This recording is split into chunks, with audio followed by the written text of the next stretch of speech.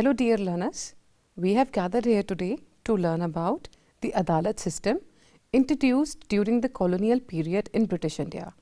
It represents a significant chapter in the legal and administrative history of Indian subcontinent.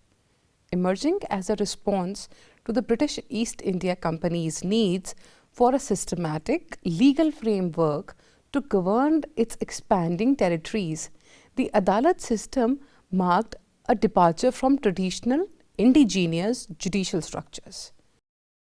This essay delves into the roots of the Adalat system, exploring its in-caption evolution and the impact it had on the socio-political landscape of British India. Let's start by understanding the historical context. To understand the beginning of the Adalat system, one must examine the historical context in which it emerged. The 18th century witnessed the ascendancy of the British East India Company as a dominant force in the Indian subcontinent. As the company expanded its territorial control, it became imperative to establish a coherent legal system to govern the diverse regions under its administration. Prior to the establishment of the Adalat system, the legal landscape in British India was characterized by a lack of uniformity and coherence. Various regions operated under different legal traditions, with local rulers often administering justice based on customary laws. The absence of a centralized legal authority led to inconsistencies and arbitrariness in the dispensation of justice. The British East India Company recognized the need for a standardized legal system to consolidate its control over the vast, diverse territories it governed. The prevailing legal chaos posed a challenge to effective governance and raised concerns about maintaining law and order. As a result, the company sought to implement a system that would be conclusive to its administrative needs and facilitate the smooth functioning of its colonial enterprise. If we look at the inception of the Adalat system, the inception can be traced back to the later part of the 18th century when the British East India Company undertook significant reforms in its administrative and legal structures. The judicial plan of 1772, developed by Warren Hastings, the concept of Adalat system was introduced in 1772, and the plan divided the provinces of Bihar, Bengal and Orissa into numerous smaller areas of districts. Further, the districts were appointed with a collector, who were mostly company servants and was supposed to be in charge of the administrative work. If we look at the Regulating Act of 1772, a landmark legislative measure laid the foundation for the transformation of the judicial system in British India. It established a Supreme Court in Calcutta comprising a Chief Justice and 3 judges with jurisdiction over the company settlements in Bengal. This marked the beginning of a formalized legal structure distinct from the traditional indigenous systems. And different courts were set up. We start by understanding the small cause courts. They were established in each village to deal with trivial or petty cases. These courts were either headed by a village headman or the head farmer of the village. If you look at the next stage, Mufsil district courts, the Mufsil Diwani Adalat having been present in every district, these courts had jurisdiction over the revenue and civil cases alone. These cases included disputes regarding matrimony, revenue, inheritance, debt, contracts, personal properties, rent, partnership, etc. The pecuniary jurisdiction of the court extended up to Rs 500. The collector of the district was the judge of the court, who worked in the alliance with the native law officers like Pandits and the Qazis. These local officers helped the collector in gaining knowledge about personal laws, which applied to Hindus and Muslims at the same time. The Mufsil Nizamat Adalats are the next Adalats. They were also called as Fawzari Adalats and were present in every district. The jurisdiction only covered the criminal cases, not extending to the cases involving death sentence or cases that demanded forfeiture of property. These courts were presided by Muslim law officers only. The Maulvi used to expound the law, while the Qazi and the Mufti used to give fatwa and render the judgment accordingly. Additionally, the collector also played the role of a supervisor in these courts, making sure that all the witnessed were heard and the judgments were impartial. Next in line are the provincial courts, also known as the Sadar Diwani Adalats. These adalats were equivalent of high courts, that is, they were the apex courts in the province but only for civil cases. The jurisdiction of these courts was both appellate and original. The disputes brought in could be well over the amount of rupees 500. The court charged 5% of the total amount of the dispute on each appeal or petition. It was presided by the governor and his council was located in Calcutta. The next is Sadar Nizamat Adalat. It was the apex court for criminal cases in every province. It also had both original and appellate in jurisdiction. The court also had a special jurisdiction to the cases of death sentence and forfeiture of property. The court was presided by Daroga-e Adalat, who used to act as the judge of his court. The presiding officer was assisted by a chief Qazi, a chief Mufti and 3 Maulvis. Now comes the most important aspect, the Supreme Court of Judicature at Fort William. The Supreme Court of Judicature at Fort William, established in 1774, played a pivotal role in shaping the Adalat system. The court was granted the authority to adjudicate on civil and criminal matters, making a departure from the earlier reliance on local customary laws. The introduction of English law and the appointment of European judges heralded a new era in the administration of justice. We talk about expansion of the Adalat system now. The success of Supreme Court in Calcutta prompted the extension of Adalat system to other regions under the company control.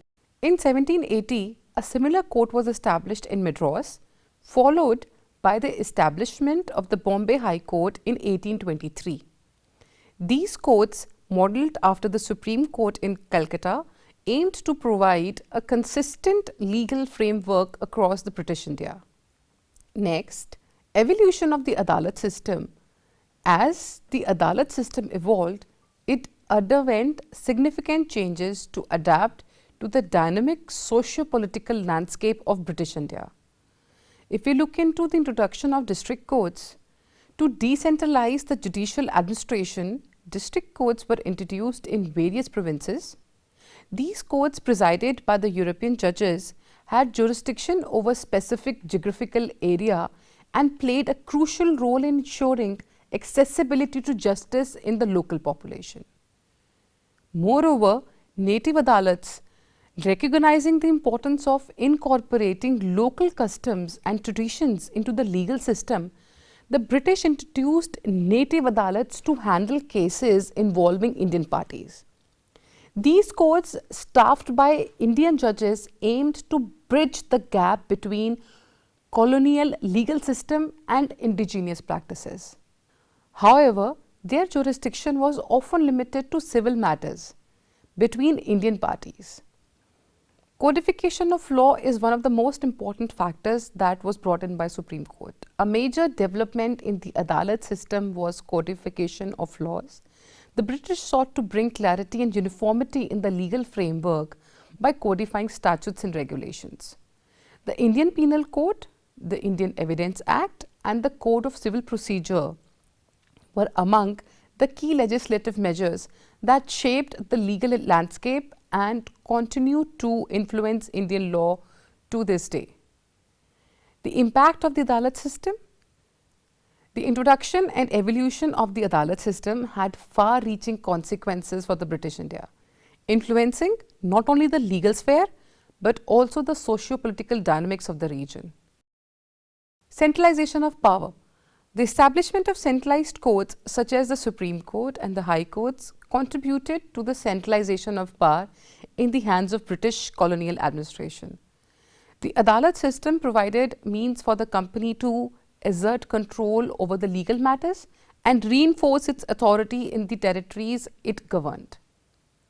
If we look at the cultural and social impact that it had, the inclusion of English law into the Adalat system had a profound impact on Indian society.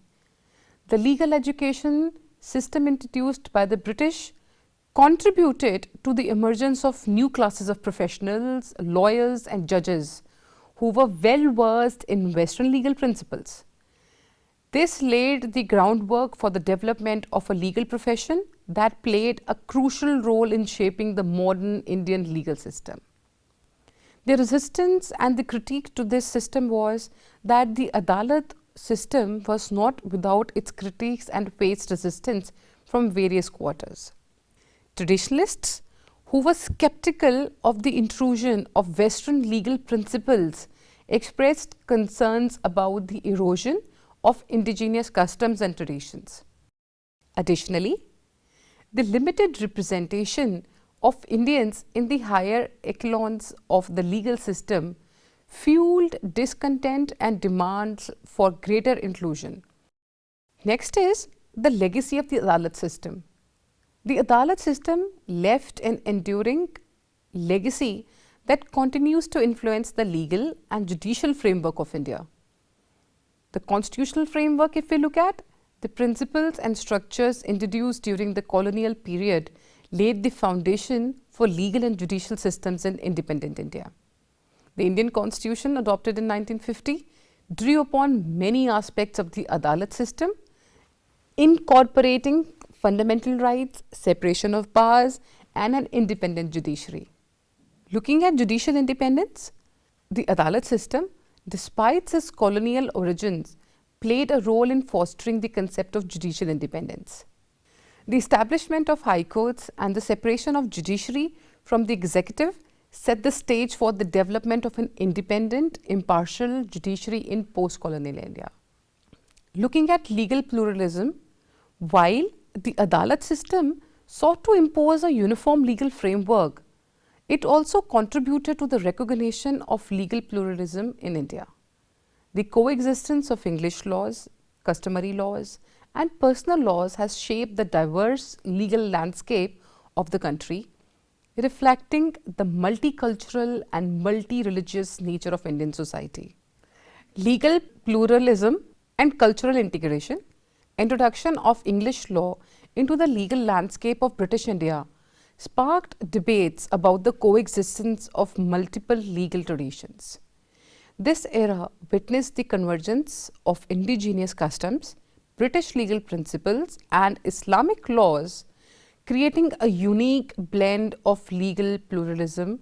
The coexistence of these diverse legal traditions contributed to the rich culture tapestry of Indian society. Influence on personal laws can be noted that while the Adalat system primarily dealt with civil laws and criminal matters, it also had implications for the personal laws. The British, recognizing the diversity of religious practices in India, chose not only to interfere significantly in the matters governed by personal laws such as marriage, inheritance, and family relations. This approach allowed different religious communities to maintain their distinct legal traditions, contributing to the mosaic of legal pluralism in subcontinent. Islamic law and Qazi courts could be understood that in regions with a substantial Muslim population, the Adalat system interacted with existing Islamic legal structures. Qazi courts, which traditionally handled matters related to Islamic law, continued to operate parallel to the newly established courts. The British administration often delegated authorities to Qazis in civil matters involving Muslims, showcasing a pragmatic approach to legal pluralism. Hindu legal traditions coexisted with the Adalat system. The British refrained from interfering in matters governed by Hindu personal laws, allowing the community to manage its religious and social affairs independently. This recognition of diversity in legal practices laid the groundwork for the pluralistic legal framework that defines modern India. Understanding the administrative reforms and governance. The Adalat system played a crucial role in shaping the administrative apparatus of British India. As a colonial power, the British East India Company sought to streamline governance and established efficient administrative structures to manage the vast territories under its control. The district administration and judiciary in hierarchy being one. The introduction of district courts as a part of Adalat system served a dual purpose. These courts not only provided access to justice at the grassroots level, but also facilitated effective administrative control. The district level judicial hierarchy aligned with the administrative divisions, enabling seamless coordination between the legal and administrative arms of the colonial government. Understanding the revenue administration, the Adalat system had a symbiotic relationship with revenue administration. The British, adopting a revenue-centric approach to governance, integrated legal structures into the revenue collection apparatus. The settlement of revenue disputes through the courts contributed to a more predictable revenue system, providing stability to the colonial administration. Its impact on local governance. The establishment of the Adalat system had a profound impact on local governance. The infusion of English legal principles into the judicial and administrative systems influenced the functioning of local bodies and institutions. The British administration's emphasis on codification and uniformity in legal proceedings contributed to the standardization of practices across regions. Challenges and criticism of the system is that despite its contributions, the Adalat system faced various challenges and criticism during its implementation in British India. The first and the foremost being cultural insensitivity. One of the primary criticisms of the Adalat system was its perceived cultural insensitivity. The imposition of English law and the legal procedures, often unfamiliar and alien to the local population, led to a disconnect between the legal system and indigenous customs. This cultural gap fueled resistance and hindered the system's acceptance among the local populace. Next being the limited representation. The Adalat system, dominated by the European judges, lacked adequate representation of the Indians in key judicial positions. This limited representation created a sense of alienation among the native population who felt excluded from the decision-making processes within the legal system. Calls for greater Indian representation gained momentum over time, eventually leading to reforms in the composition of the judiciary. Next is that socio-economic implications. The impact of the Adalat system on different socio-economic strata varied. While the system aimed to provide a more structured and impartial approach to justice, the cost associated with legal proceedings often made it inaccessible to the economically disadvantaged. This led to a criticism about the system favoring the elite and reinforcing existing socio-economic disparities. Again, legacy in modern India. The Adalat system's legacy is deeply embedded in the legal and judicial fabric of modern India. Its influence can be observed in various aspects of the contemporary legal system, shaping the nation's jurisprudential philosophy and the administrative structure. Next, judicial independence and rule of law. The Adalat system, despite its colonial origins, played a pivotal role in laying the groundwork for judicial independence and the rule of law in India. The establishment of an independent judiciary, separated from the executive, became a cornerstone of the Indian legal system. The principles of fairness, impartiality, and the rule of law integral to the Adalat system continued to guide the Indian judiciary. Further, legal education and profession. The British emphasis on legal education during the colonial period laid the foundation for the development of a robust legal profession in India. The law schools and colleges established under the Adalat system produced a cadre of legal professionals who later played key roles in shaping the legal landscape of the independent India. The legal profession, with its roots in the colonial era, remains a vital component of the Indian legal system. Also, continuity of legal framework, the codification of laws initiated during the Adalat system endured beyond the colonial period. The Indian Penal Code, the Code of Criminal Procedure and the other legislative measures formed the basis of legal framework inherited by the independent India. The continuity of these laws reflect the lasting impact of the Adalat system on the development of legal institutions in the country.